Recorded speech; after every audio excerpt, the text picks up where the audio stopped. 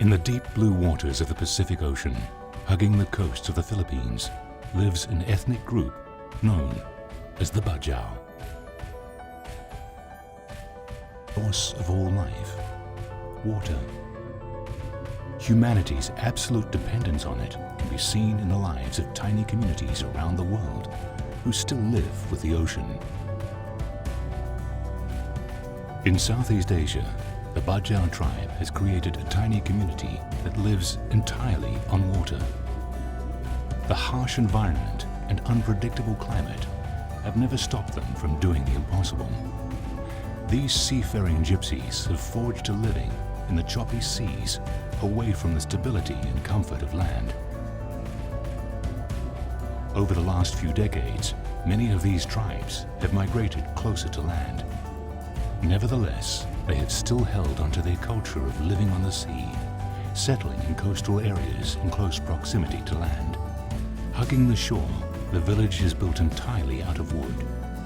The platforms are anchored with wooden pylons driven into the seabed. Mario Kuham, the chief of the village, comes from a family who settled here close to 40 years ago.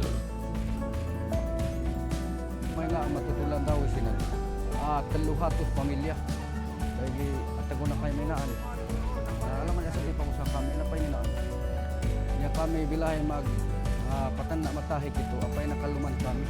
Alam man sa di kaluman kami matahik ito. Kaya alam man yata na kami. Akan kami pagsaha marilaw ito.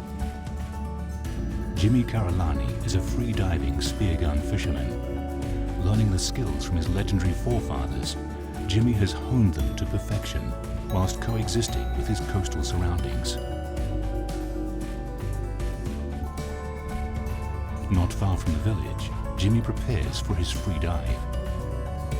He wears a primitive homespun form of fins made entirely out of wood. Although traditionally the Bajaus use wooden homemade goggles for their free diving, Jimmy uses a modern scuba diving mask as the sea is not clear closer to land. Once equipped, Jimmy grabs hold of his spear gun and focuses all his energy towards the dive. Date. Ano among patuhon ng hapnapas. Pahali ki. Pagkatis pahali patuhon na. Pagkatis patuhon yang anda na nga mana na. Pagkatis sa mana mga niyaray ni duwa ni bangka. These Bajau fishermen have the capacity to dive down to the depths of the sea and stay underwater for up to 5 minutes. It is for this reason Jimmy calms himself down before a dive. Focusing on his breathing and reaching a trance-like state helps to slow his heart rate and metabolism to pressures of staying deep underwater for long periods of time. Jimmy freedives all the way down to the seabed and proceeds to utilize a unique skill of the Bajau. He walks. Mangtamon na ora mo na siyam. Pinabilian pe ni ano kora. Katis pinabilian niya kora yung litaka ka na mo ni luma. Pagpole ni luma natuli na kami na. Kaya ako mo panabay bang patuhon nanulog na panapak na bang buat sali rutinelas bang maraya. Wate turo, iyapan niya pang mangmarayo, pangambay. Wate pangan lumangan. Kambila sa tangan ng ambay, akati sa ambay pihay. Pulls the trigger and bags his first fish of the day. Kung ninaylo niya akati sa milak ang halapana, agpiha na siya lumungan na siya magpihag libutan. Akati sa libutan mga niya rayong pinana na siya, pinuhog na siya nylon. Akati sa gilapan, agtilod. Jimmy repeats this process several times a day, a strenuous effort that takes a toll on his body. To prevent himself from exerting any unnecessary energy, Jimmy will swim against the current when he is underwater. This will ensure that when he surfaces, the natural flow of the current will carry him towards the boat without him having to swim towards it. Pag-umo siya katis, pantino, ano yung pag diyata ko di bangka, apan di taling ako. Pag panditaling ako Minote, haling, nahalam na pahali na. May 5 minuto. hali na, kay pali patuhon na. Nalam na pandi. Makausama nila tiya pa kung may pinagpanduan ni Silma, Silina. Kanak makausama dito makay ng kami patuhuni. Saka kami kahop na pain. Kanak kami makakakan. Kaya kami tinabangan na pain ni Tuhan. Kaya patutuloy kami, kaya balik kami usong na pain. Yan uwi pangusahan kami, alaman na sandi. Toiling out in the ocean, looking for enough fish to sustain their family. With the sun setting, Jimmy and his son Aidi return home after a hard day's work in the vast seas. Jimmy hands over his day's catch to his wife, who fulfills the traditional role of the Bajau women, that of a homemaker. She prepares a simple meal consisting of fish, a staple food for the family. In addition to the fish, Jimmy managed to bring home a shellfish today. It is eaten raw with vinegar or salt added for taste. But the shell is kept aside for Jimmy to sell. It is a quintessential tool passed down through the generations in the primary way any Bajau will hunt for fish.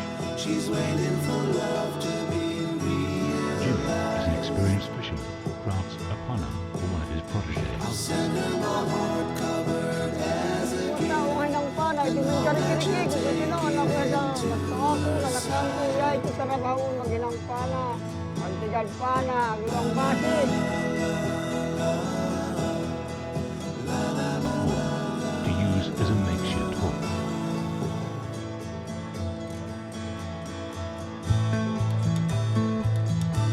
Namang taon na marilaw, di agtilog na basi, pagkati sa agtilog basi ang magpana, patuhon na. Pagtuhon eh, akan na narayang piha, mga niyarayang nagkapiha, na pinana na.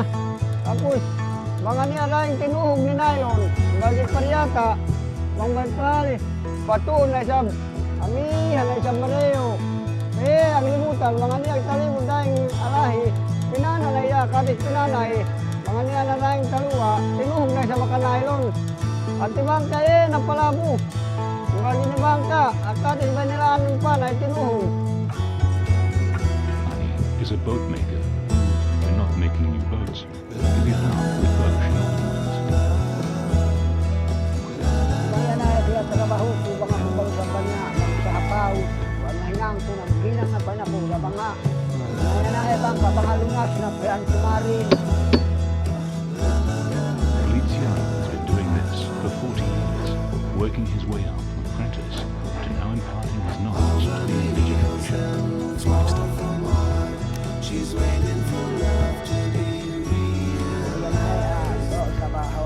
Mga sabalaman niya iya, pag-ano, pag-layo, Covered as a gift. And now that you'll take it. mga saban niya, ang kanya pa. Bangka, yun niya ilo saban. Saban kami. Although the Bajau slowly transitioned away from their roots as nomads, living purely on water, they have still held on to their traditional culture. With night falling on Tutulan Dois, Bohol's Bajau village, the sound of music fills the air. Lorna Kuham is one of the many women who participate in the festivities and perform this folk dance. Yung preparation namin, bago kami pumunta sa wedding dance namin ay mag-makeup kami muna, tapos mag-earrings, mag-quintas at bracelet. Tapos titingin kami sa salamin kung nakaayos na kami. The communal dance is called Freediving, with only women participating. Ano na namin nung nakatatandaan until now, alam na namin yung mga susunod. Bali ito ang tradisyon namin pag naikakasal. Yun, magtitipid ka doon, sasayaw ka. Mga babae at mga bata naman pwede. Ang mga lalaki pwede sumasayaw pag siya ang ikakasal. Pero pag hindi, ang mga lalaki ay upo lang titingin. Pero yung mga babae matanda, maliit, dalaga, yun ang pwede sumasayaw doon sa wedding ceremony. Mabigat. Tapos yung kamay namin ay parang dagat ng malong at yung bewang namin ay parang mga isda nga sumasayaw.